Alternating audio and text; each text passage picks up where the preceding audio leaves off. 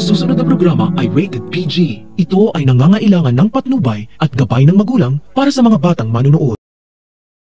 Biglang tumigil ang mundo ni Christy, Jordan, Hannah at Leon nang makita nila sa harapan nila ang akala nilang matagal nang patay, ang baliw at malapusang si Shaira.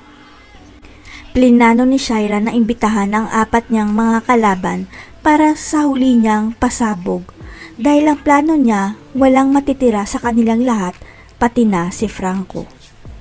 Napansin ni Franco na parang gusto rin siyang idamay ni Shaira sa paghihiganti nito kina Christy at Hannah dahil alam niya na nagpapanggap lang si Shaira na mahal siya. Pero hindi papayag si Franco na iwan na lang siya basta ni Shaira dahil malaki na ang nagagastos niya para ibigay ang lahat ng kahilingan ng peke niyang asawa. Pero nang makita ni Christy nang malapitan si Franco, bigla niyang naalala ang larawan na nakatago sa mga gamit ng Mama Carmen niya dahil si Franco pala ang nasa larawan.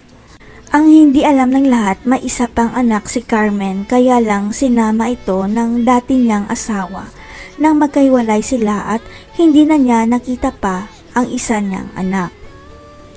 Kaya ang ginawa noon ni Carmen, hinanap niya ang panganay niya gamit ang picture nito para madali niyang mahanap ang anak niya. Sa kasamaang palad, hindi siya nagtagumpay.